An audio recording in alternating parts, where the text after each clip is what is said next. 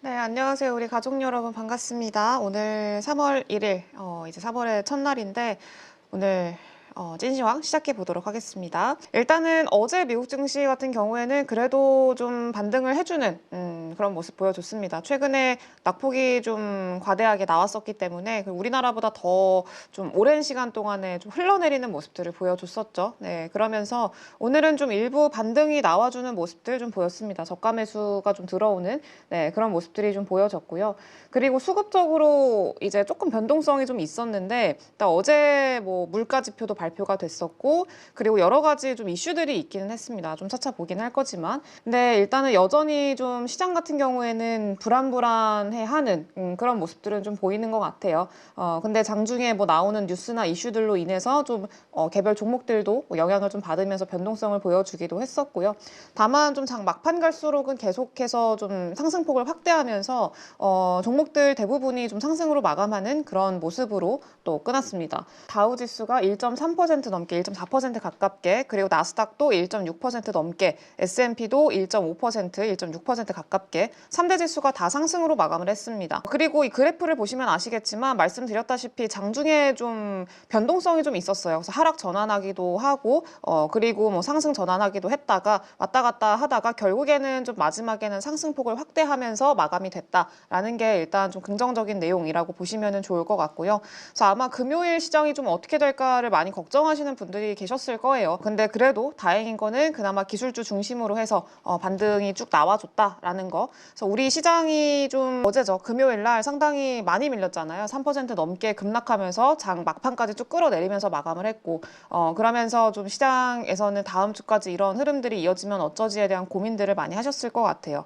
네, 근데 어쨌든 뭐 주간 옵션이라던가 월말의 어떤 효과 뭐 이런 것들로 인해서 이제 그 미국 증시 같은 경우는 반등이 나왔고 다음 주 월요일 날 우리 증시도 어느 정도 반등을 꾀할 수 있을 만한 그런 환경이라고 좀 봐야 될 것 같아요. 근데 뭐 미국 증시만큼 이렇게 강하게 올라준다라는 것들보다는 일부 좀 회복해주는 정도의 흐름을 좀 예상을 해봐야 되지 않을까 싶어요. 그래서 시원하게 올라주는 것보다는 지수가 좀 플러스로 마감이 되긴 하지만 이후에 어느 정도의 외국인들이 환매수가 좀 들어오느냐에 따라서도 그 상승폭은 달라질 것 같아요.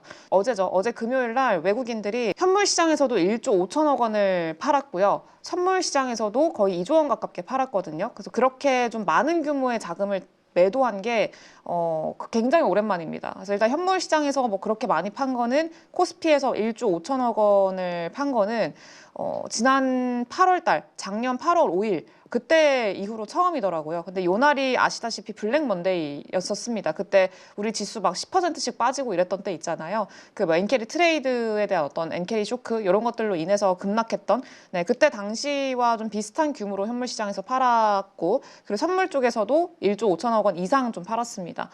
결국에는 뭐 주말 사이에 나오는 뭐 우리가 연휴가 껴있기도 했었고 그리고 뭐 트럼프의 관세 리스크라던가 이런 요소들로 인해서 어느 정도 좀 해치성의 어떤 물량들이 좀 있었던 것 같아요. 그래서 이 주말 사이에 얼만큼 이 미국 증시를 보고 좀 안도를 했는지는 모르겠지만 다음 주 화요일 날 우리가 연휴가 지나는 동안에 그래도 트럼프 대통령의 어떤 관세 관련해서 그동안에 워낙에 또 강하게 이야기를 했었고 품목도 추가가 되고 있는 상황이고 조금 오락가락하는 그런 상황이다 보니까 불확실하잖아요. 네, 근데 이런 불확실성들이 주말 사이에 만약에 좀 어느 정도 마무리가 되고 그리고 트럼프 대통령이 만약에 뭐 캐나다나 멕시코에 대한 관세를 예정대로 3월 4일에 매기겠다라고 했는데 혹시 그 유예 기간을 추가적으로 더 준다거나 아니면은 뭐 극적인 협상을 통해서 뭔가 좀 완화적인 그런 분위기가 조성이 된다거나 그러면은 또 이제 환매수가 들어오는 규모가 커질 수 있겠죠. 그러면 결국에는 우리 시장도 좀 상승폭을 확대할 수 있을 만한 그런 환경이 좀 만들어질 텐데 그거는 일단은 좀 지켜봐야 되는 문제고 그래서 지금 그래도 금요일 날의 시장의 흐름은 상당히 나쁘지 않았다, 괜찮았다 라고 보시면 될 것 같습니다.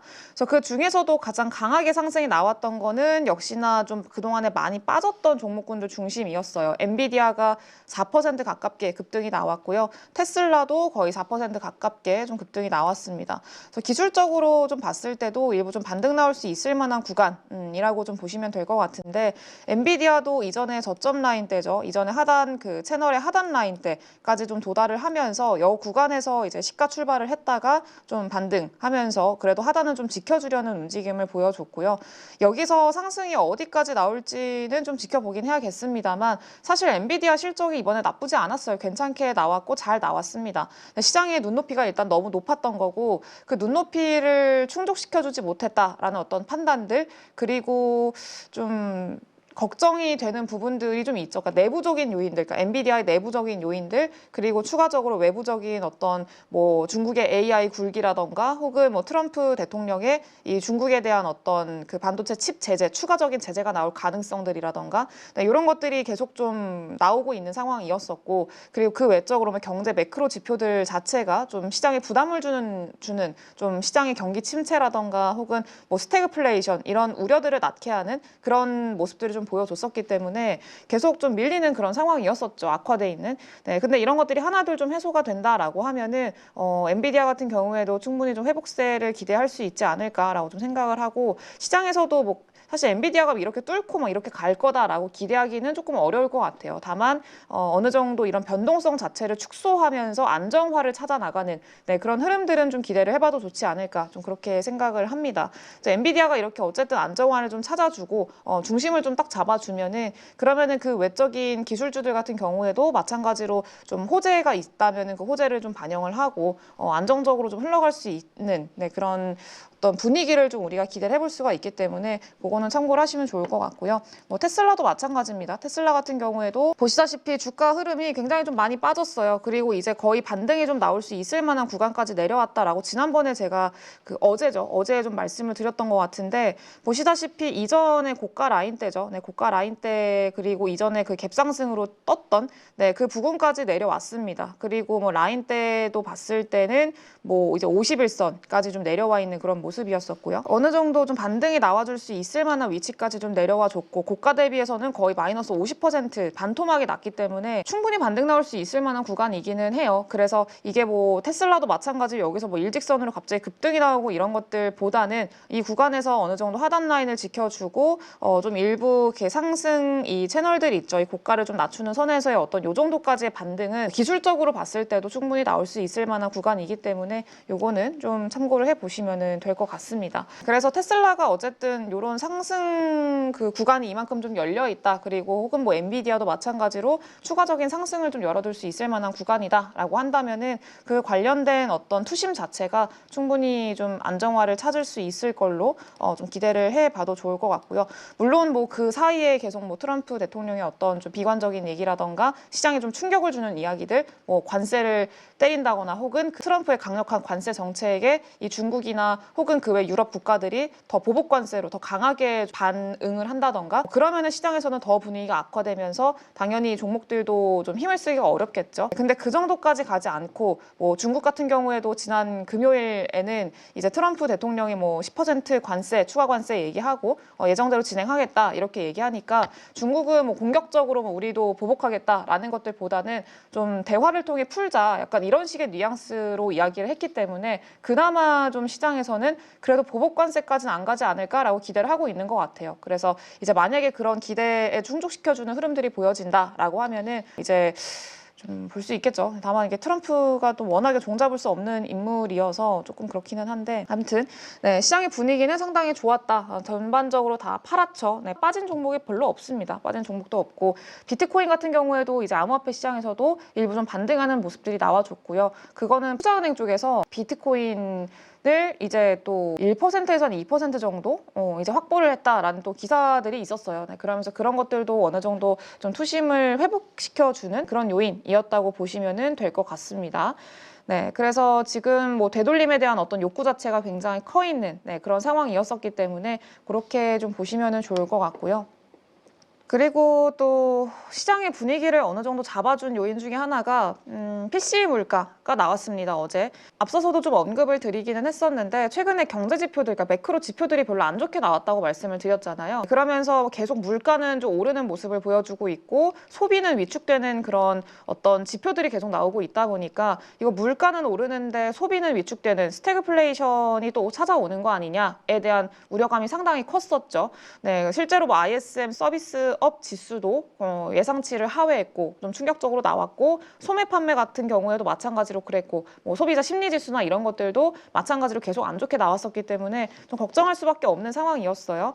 네, 근데 이번에 PC 물가 같은 경우에는 괜찮게 나왔습니다. 예측치랑 이전치 모두 그래도 좀 양호한 흐름들 나와줬고, 예측치에도 부합을 했고 이전보다도 줄어드는 그런 어떤 물가 지표를 좀 내놓는 그런 결과를 보여줘서 시장에서는 그나마 좀 안심을 했던 것 같아요. 그러면서 이제 10년물 국채금리 같은 경우에도 지속적으로 좀 하락을 하는 그런 모습을 보여줬고, 안정화를 좀 찾아주는 그런 흐름들도 보여줬습니다. 4.2 초반대까지 국채금리가 내려와 있는 것도 좀 확인이 되실 거예요. 그래서 지금 어느 정도 안정화를 찾는 시장에서는 그래도 불안감이 좀 축소가 되는 그런 모습들이 보여졌다라는 거 참고를 하시면 될 것 같고요. 그리고 다만 이제 좀 안타까웠던 것, 장중에 이제 시장의 변동성을 키웠던 그런 요소는 요거였습니다. 미국과 우크라이나 협상이 불발됐다라는 내용이었는데, 새벽에 트럼프 대통령과 젤렌스키 간의 회담이 진행이 됐습니다. 근데 이 회담에서 결과가 안 좋게 끝났어요. 그래서 50분 동안 둘이 대화를 했는데, 처음에는 그래도 괜찮은 좀 분위기를 만들었다가 점점 시간이 지날수록 이제 한 40분, 그러니까 끝나기 직전 한 몇 분 남겨두고 나서 그때 이 젤렌스키 대통령하고 트럼프 대통령하고 둘이 서로 언성을 좀 높이는 일이 발생을 했대요.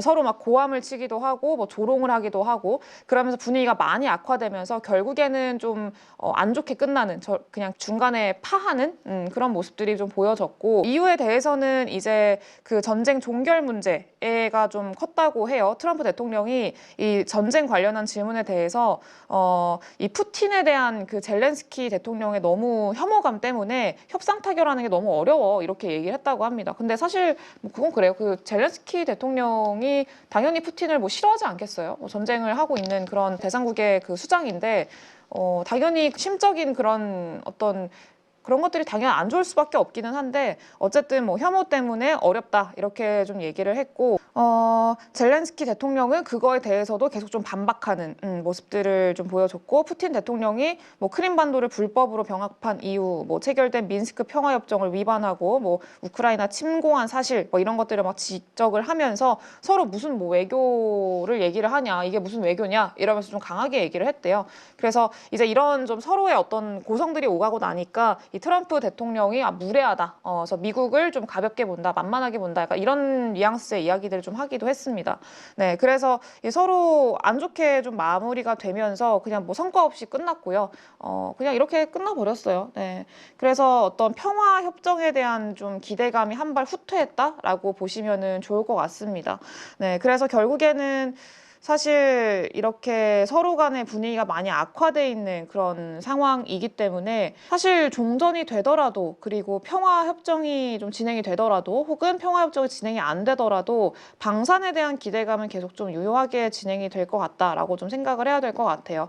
워낙에 지금 뭐 이전에도 말씀드리긴 했었지만, 방산이 평화협정이 진행이 되면은 그러면은 이제 방산주들에 대한 모멘텀은 끝나는 거 아니냐라고 이제 좀 생각을 하시는 분들도 계셨는데, 사실 그거는 뭐 끝나는 이유가 뭔지에 따라 달라지거든요. 근데 일단 이번에 그 전쟁이 마무리가 되는 그 계기가, 이제 만약에 러시아가 뭐 패배해서 러시아가 져서 그래서 이제 뭐 협상이 진행이 되는 거면은, 종전이 되는 거면은, 그러면은 아마 방산에 대한 수요, 그리고 기존에 걱정했던 뭐 방산에 대한 긴장감이 떨어지는 것들, 이런 것들은 걱정할 수 있을 것 같아요. 근데 그게 아니잖아요. 지금 서로 이 러시아가 점령한 우크라이나의 어떤 영토 자체는 계속 가져가고 그냥 이렇게 그냥 좀 끝내버리는 약간 이런 형태의 어떤 좀 종전으로 가고 있는 상황이기 때문에, 방산에 대한 그 긴장감, 그리고 다주국방에 대한 어떤 좀 필요성, 이런 것들은 더 올라갈 수밖에 없는 환경이기 때문에, 방산에 대한 기대감 안 그래도 여전히 유효한 그런 상황에서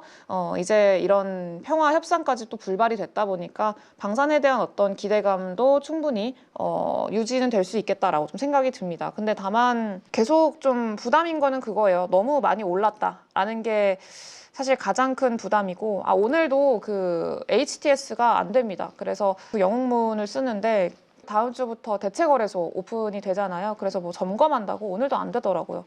지난주 토요일에도 안 되고 오늘도 안 되고 어쨌든 조금 양해를 해주시면 감사하겠습니다. 하나 에어로 스페이스 그동안에도 많이 올랐다라는 게 가장 큰 좀 리스크라고 좀 말씀을 드렸었는데 그래도 어제 좀 조정이 많이 나왔거든요. 어제 꽤 좀 많은 조정 10% 넘게 좀 조정이 나오면서 이미 여기까지 내려왔습니다. 이전에 그 갭으로 떴던 요 부분이 있죠. 요 부분까지 내려왔고 지금 이탈했어요. 종가상으로 보게 되면은. 그래서 아마 다음 주 화요일 날 좀 흐름이 좀 중요할 것 같은데 이 하단의 빨간 색깔 라인이 이제 21선입니다. 21선 이렇게 올라오고 있고 21선과의 이격을 줄이고 있는 상황이에요. 그래서 방산주 같은 경우에는 하나 에어로스페이스가 어쨌든 대장이니까 이 종목을 먼저 좀 봐야 되는데 어느 정도 바닥이 잡힐 수 있는 구간까지는 내려왔다라고 좀 보고 있거든요. 그래서 이 갭을 좀 메우러 내려가는 그런 흐름들이 좀 나타나고 있어서 1차적으로는 이 구간에서 좀 지지 받쳐주고 돌림이 나오는 게 가장 이상적이기는 합니다만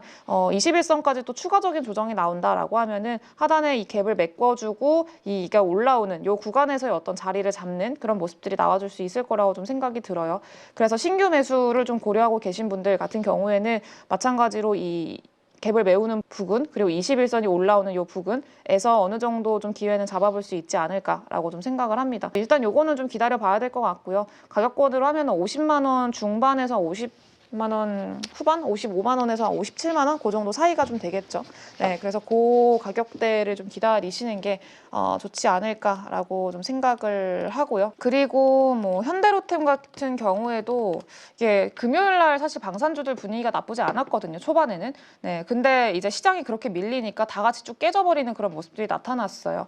네, 그래서 현대로템 같은 경우에는 뭐 호재 이슈도 있었는데 그거에 반응을 하지 못하고 윗꼬리 알고 쭉 빠져버렸고요. 그리고 마찬가지로 21선 좀 이탈하는 흐름들이 나왔는데 이거는 종가상 이탈이기 때문에 다음 주 화요일 날 여기를 좀 빨리 하루 이틀 안에 좀 돌림이 나와주느냐 여부가 좀 중요할 것 같아요. 근데 이 상승 채널 자체를 일단 이탈하고 내려왔기 때문에 추가적으로 하방은 더 열어둬야 될 수도 있다라고 좀 생각이 들거든요. 네, 그래서 요거는 일단은 한번 더 지켜보고 여기 21선 돌림이 좀 나와주는지 빠르게 나와주는지. 근데 만약에 그 하나 에어로스페이스가 그 아까 이제 갭 메꾸는 구간까지 이렇게 내려왔다고 말씀을 드렸잖아요. 갭을 좀 깨는 구간까지. 이 구간에서 뭐 음봉이 나왔다가 이렇게 뭐 장 마감하면서 이렇게 뭐 아래 꼬리 달면서 말아 올려준다던가 이런 형태의 어떤 좀 움직임이 나와주면은 뭐 현대로템 같은 경우에도 이렇게 돌림이 나타나는 21선 위로 좀 안착을 해주는 그런 흐름들도 나타날 수 있기 때문에 그거는 한번 다음 주 화요일 날 그 이후에 한번 좀 지켜봐야 될 것 같습니다. 네, 그래서 그렇게 보시면 될 것 같고 저는 방산주들 중에서는 LIG 넥스원을 가장 긍정적으로 보고 있다라고 말씀을 좀 드렸었는데 LIG 넥스원도 마찬가지로 지금 내려오고 있습니다. 내려오고 있는데 이 구간까지 내려왔어요. 네, 그래서 지금 전에 만들었던 고점 라인 때 있죠. 네, 이 구간까지 어느 정도 좀 자리를 만들어주고 있는 그리고 여기가 딱 그 이 갭 구간이기도 하거든요. 갭을 메우는 구간. 네, 그래서 여기서 돌림 나와주는지 이것도 마찬가지로 좀 확인을 하면서 보시면 될 것 같습니다. 네, 그래서 뭐 아직까지 추세가 뭐 완전히 깨져버렸다 뭐 이런 것들보다는 여기서 빨리 되돌리면 됩니다. 빨리 돌리면은 계속 그 추세 자체는 그래도 좀 유지를 할 수 있을 만한 환경이기 때문에 요거는 좀 보시면 좋을 것 같고 워낙 또 방산주들 이제 관심 있어 하시는 분들이 많으시고 그리고 언제 매수를 해야 되나 요거에 대한 고민이 또 있으셔가지고 한번 좀 말씀을 드려봤고요. 그리고 트럼프 대통령의 말이에요. 계속해서 좀 영향을 주고 있는 거는 지난주 금요일 날 나왔던 뉴스였는데 이거는 알루미늄 관세 얘기입니다. 우리가 지금 그 트럼프 대통령이 철강 그리고 이제 알루미늄 이렇게 보편 관세를 매기겠다라고 일단은 좀 얘기를 해놓은 그런 상황이었었는데 우리나라한테도 지금 알루미늄 제품에 관세 85%나 때리겠다라는 기사가 어제죠. 금요일날 보도가 됐습니다. 네, 그래서 한국에서 미국으로 수출하는 모든 알루미늄 연선 케이블에 대해서 미국 정부가 반덤핑 관세 52.79%, 상계 관세 33.4%를 추가적으로 부과를 해가지고 총 85% 이상의 이제 그 관세를 좀 매기겠다라고 그 기사가 보도가 됐습니다. 그래서 뭐 대원전선이나 가온전선 이런 국내 금속 기업들이 중국의 우회 수출로 역할을 했다라고 미국에서 판단을 했어요. 그래서 중국에서 알루미늄 그 원자재를 가져와서 그걸로 이렇게 만들어가지고 미국으로 이렇게 수출한 거 아니냐라고 이제 미국이 그렇게 간주를 했고 한국 기업들을 간주를 했고 그렇게 좀 조치를 내린 거죠. 그래서 지금 처음으로 2023년 이후 처음으로 수출 수출품에 대한 관세가 소급 적용이 된 거다라고 하면서 이때 조금 충격을 받았었고 시간 외로도 알매기 그 시간외로 좀 오르는 모습들이 좀 보여졌습니다. 시간의 상한가였는지 아니었는지는 기억이 안 나는데 아무튼 좀 많이 올랐었어요. 근데 중요한 건 이거예요. 과연 이 피해가 얼만큼 좀 확장이 될 것이냐 이게 좀 문제이기는 한데 근데 그 피해는 좀 많이 제한적일 거라고 생각을 해야 될 것 같습니다. 보시다시피 어쨌든 그 이제 목적 자체가 중국을 우회해서 이제 미국으로 수출하는 그거를 차단하겠다라는 의도잖아요. 네, 근데 지금 이번에 그 산업부에서 이야기를 한 거를 보니까 만약에 미국이 우리나라한테 부과한 이 관세 어떤 기준을 좀 이렇게 판정받은 기준을 좀 보고 실제 적용되는 기업이 얼만큼 있나라고 보니까 이 부산에 있는 중국계 외국인 투자 기업인 부산 케이블 엔지니어링 여기 딱 하나밖에 없더라라고 이제 나왔다고 해요.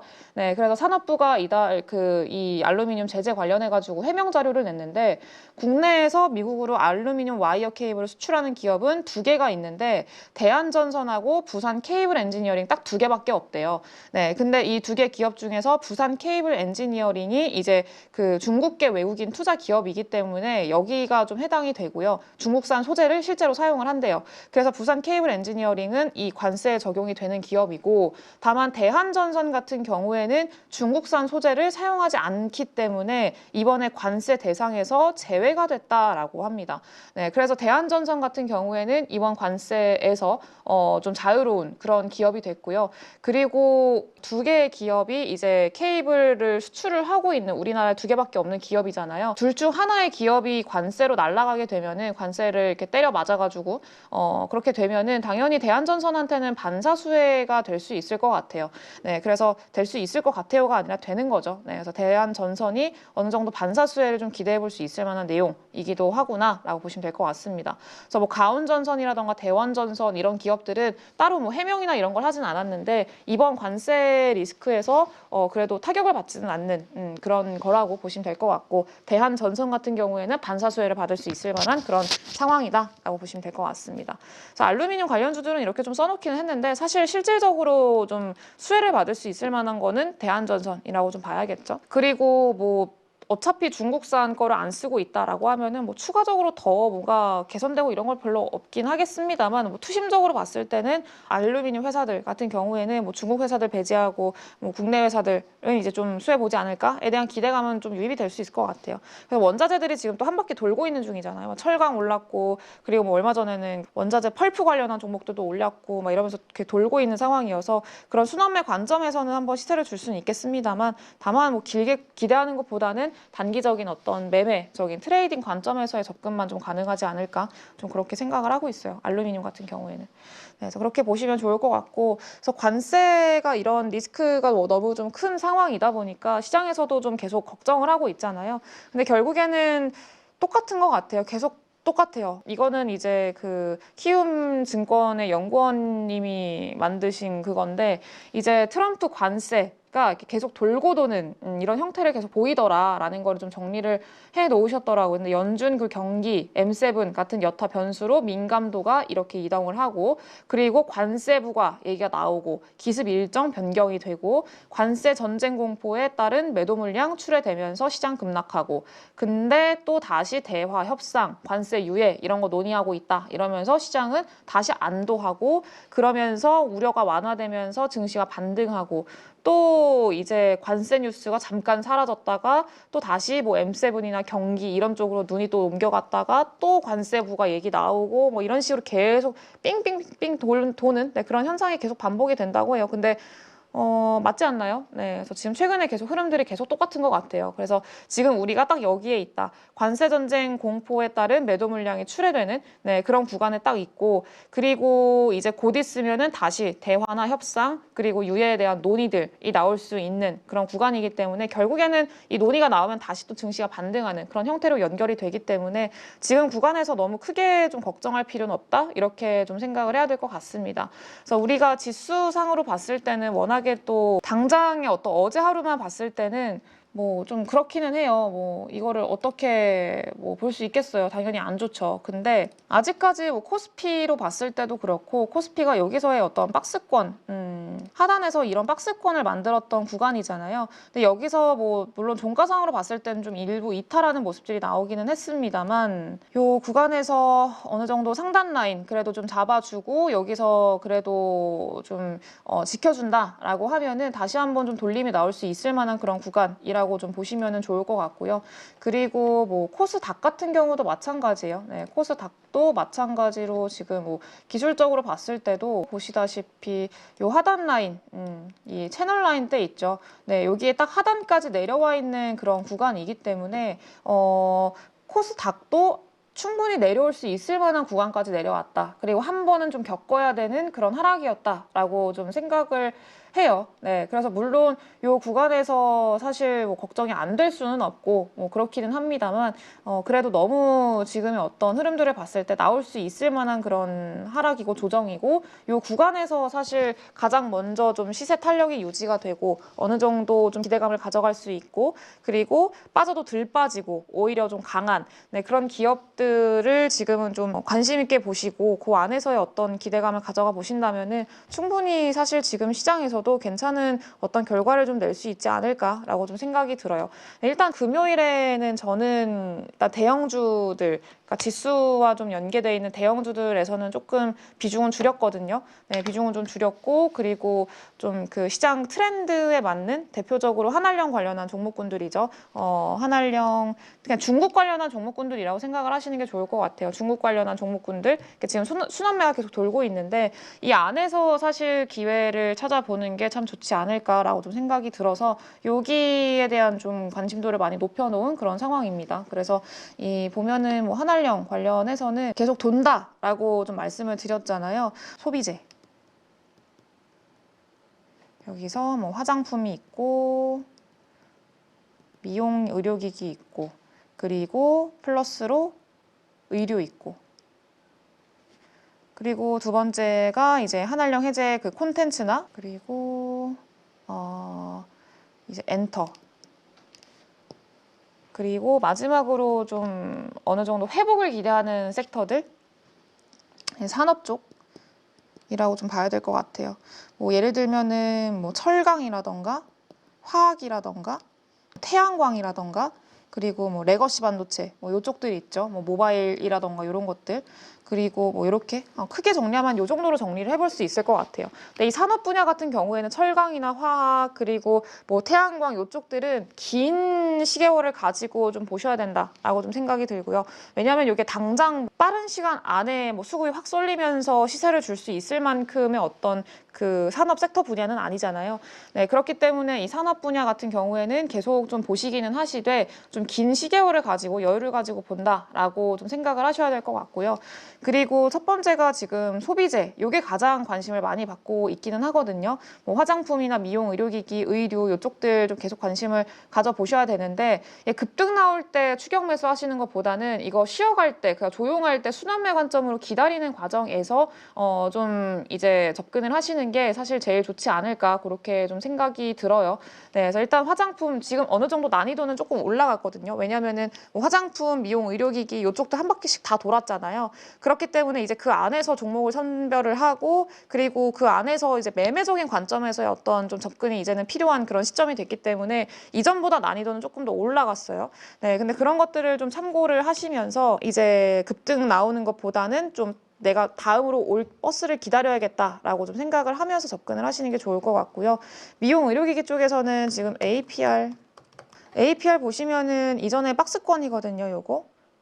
박스권 활용하는 것도 되게 좋은 방법이다라고 여러 번 말씀을 좀 드려왔었는데 박스권 상단 상단 라인대를 이제 좀 돌파하는 흐름들이 나와줬어요. 최근에 움직임을 좀 보게 되면은 이전에 고가 라인대 좀 돌파를 하면서 이 양봉 띄워주면서 올라와 줬고 그리고 음봉 좀 하나 만들어주면서 좀 조정 나와주고 있고 좀 쉬어가는 흐름들 나타나주고 있고 근데 많이 안 빠졌어요. 금요일날 종목들 빠지는 거에 비해서는 그래도 자리를 지키고 있고 이전에 좀 시세가 나왔던 이격 자체를 좀 줄이고 있는 그런 수준인 거지 많이 빠지지 않았습니다. 그래서 이것도 마찬가지로 좀 APR도 관심 있게 보시면 좋을 것 같고요. 순서가 돌아오는 이런 좀 쉬어가는 구간에서 사실 접근을 하시는 게 오히려 확률을 더 높일 수 있을 만한 그런 상황이라고 좀 보셔야 될 것 같고, 그리고 비올 같은 경우에도 마찬가지예요. 네, 비올도 지금 뭐 보시면은 이평선들 다 이렇게 모아놨잖아요. 지금 클래시스가 제일 강하게 상승이 나왔고 신고가 부분까지 올라왔는데 뭐 어제는 좀 많이 빠지긴 했습니다. 좀 대부분 상승폭을 많이 반납하기도 하고 그랬는데 그럼에도 불구하고 모멘텀 자체는 유지가 되고 있어서 순환매적인 관점에서 본다라고 하면은 뭐 비올이라던가 원택 이런 종목들 좀 순환매 기대를 충분히 해볼 수 있을 것 같아요. 근데 비올 같은 경우에도 지금 저점 라인 때 계속 좀 높여나가고 있고 이평선들 하나로 좀 모아놓고 있고 이평선 상단까지 좀 올라와 있는 그런 상황이기 때문에 지금 보시면은 채널의 하단 라인까지 다 왔거든요. 단기적으로 봤을 때 요 형태, 요 안에서의 어떤 움직임 좀 보여주고 있는 그런 상황인데 이 하단까지 다 왔습니다. 그래서 요 구간에서 어느 정도 좀 하단 짧게 잡고 이평선 모여 있는 그 구간 좀 뭐 라인대로 잡고 이제 들어가셔도 어느 정도 기대를 해볼 수 있지 않을까라고 좀 생각을 하고요.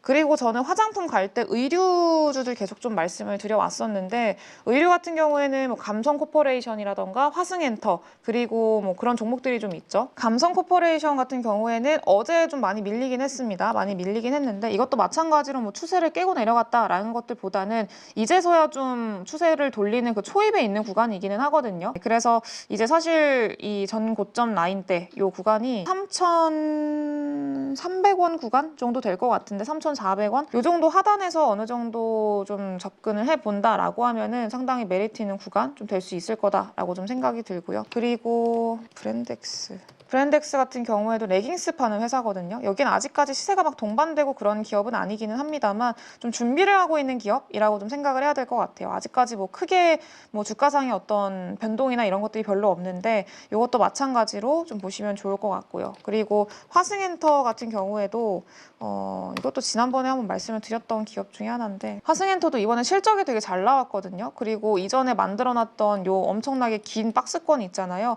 여기를 최근에 돌파를 했습니다. 돌파를 하고 박스권의 상단 라인까지 좀 많이 올라왔어요. 네, 그래서 이것도 지금 자리 자체로 봤을 때는 어느 정도 반등이 좀 나와줄 수 있는 구간까지 좀 올라왔다라고 보시면 좋을 것 같고요.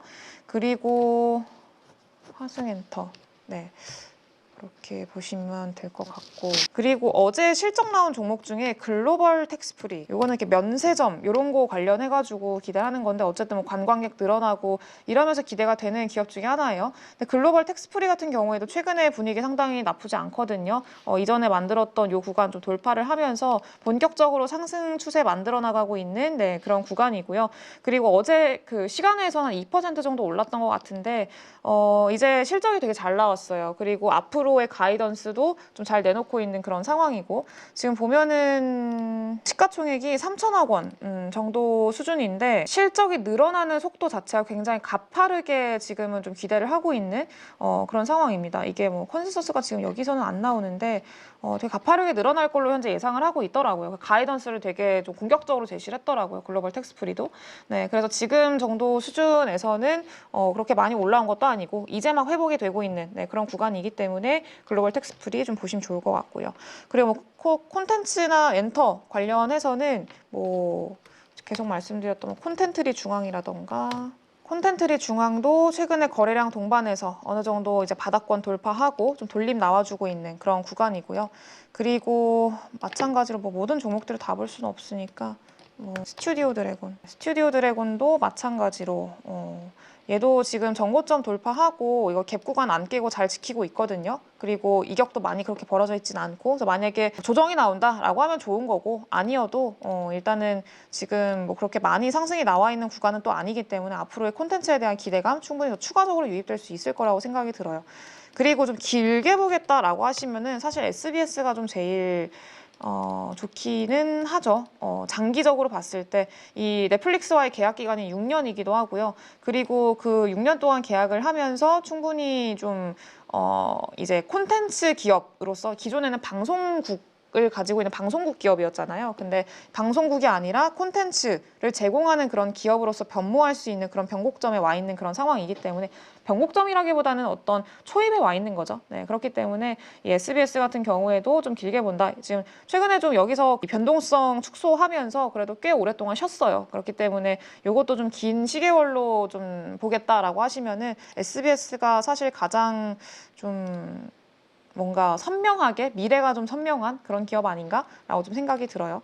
네, 그리고 뭐 엔터주들 같은 경우에는 3사 있잖아요. 그 글로벌 3사 거기는 뭐 계속 보시면 될 것 같고, 그리고 노머스 또 말씀을 드려오고 있었는데, 노머스도 엔터주도 움직이면 같이 움직이는 또 종목이에요. 이것도 마찬가지로 이전에 그 뭐죠? 여기 한번 한알령 해제에 대한 기대감으로 한번 시초가에 빵 떴다가 싹 다 반납하고 음봉으로 내려앉았거든요.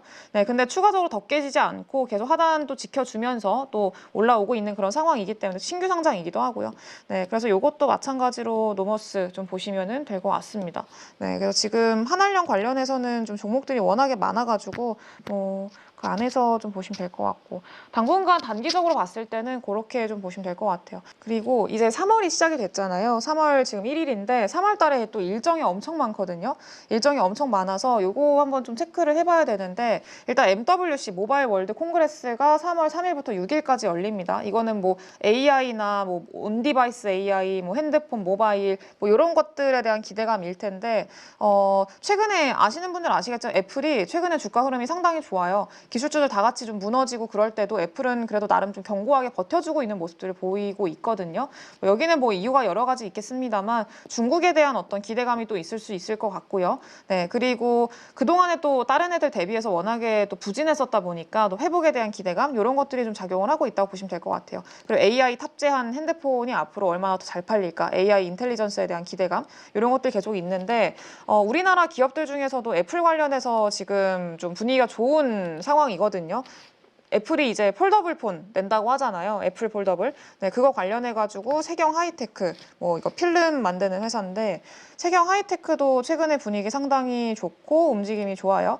네, 보시다시피 이것도 이전에 만들었던 요 구간 있죠. 구간 라인 때. 네, 요 구간 라인 때 상방 돌파해서 여기서 안 빠지고 잘 버텨주고 있습니다. 잘 지켜주고 있는 상황이고, 물론 윗꼬리를 좀 달긴 했습니다만 금요일 날 추가적으로 더 밀리지 않고 이 구간을 지켜주고 있다라는 것도 또 기술적으로 상당히 긍정적인 그런 내용이고, 그리고 세경 하이테크도 이제 좀 관심 있게 보시면 좋을 것 같아요.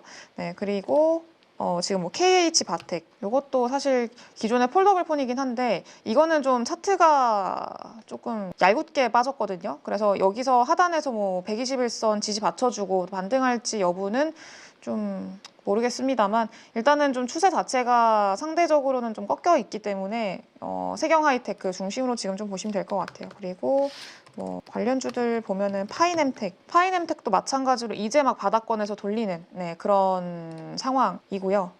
그리고 UTI 같은 경우에도 마찬가지로 최근에 수급이나 이런 것들도 나쁘지 않았던 것 같은데, 이 UTI도 이평선들 바닥권에 좀 모아놓고 이 상단으로 올라와 있는 상황이에요. 그래서 이 폴더블에 대한 어떤 기대감이 좀 몰리기 시작한다라고 하면 UTI나 이런 종목들까지 같이 좀 봐주시면 될 것 같습니다. UTI가 그거예요. 그 폴더블 폰 이렇게 접잖아요. 이렇게 접는데 접으면은 그 주름이 생기잖아요. 삼성 폴더블 폰도 마찬가지인데, 근데 이 주름을 좀 평평하게 메워주는 역할을 하는 그 소재를 가지고 있는, 그 소재 기술력을 가지고 있는 기업이라고 보시면 좋을 것 같습니다.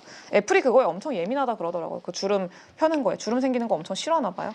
네, 그래서 아무튼 그런 것들이 있고, 그리고 이거는 중국 양회에 있으니까 한알령 관련한 기업들 방금 말씀드린 거 보시면 될 것 같고, 인터배터리 관련해서는 전고체가 중심으로 움직이고 있잖아요. 이거는 단기적으로 봤을 때는 단기적인 쇠로는 좀 주의는 하셔야 될 것 같아요. 그래서 뭐 단기로 접근하신 분들, 좀 평단이 높으신 분들 같은 경우에는 쇠로는 조금 일부 좀 감안을 하자라고 말씀을 드리고 싶고요.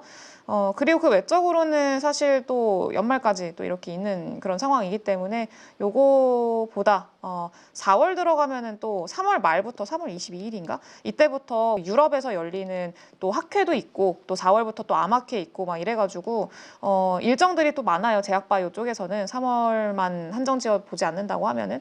네, 그래서 지금 제약바이오까지 플러스로 지금 국채금리 또 많이 내려왔기 때문에 나 모르겠다. 그럼 그냥 ETF 하세요. 네, 그렇게 하시면 될 것 같습니다.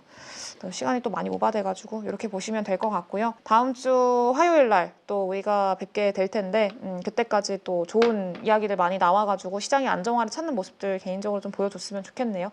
네, 주말 동안에 푹 쉬시고 여러분들 너무 걱정하지 마시고 푹 쉬시고 맛있는 거 많이 드시고 저는 화요일 날 다시 또 돌아오도록 하겠습니다. 감사합니다.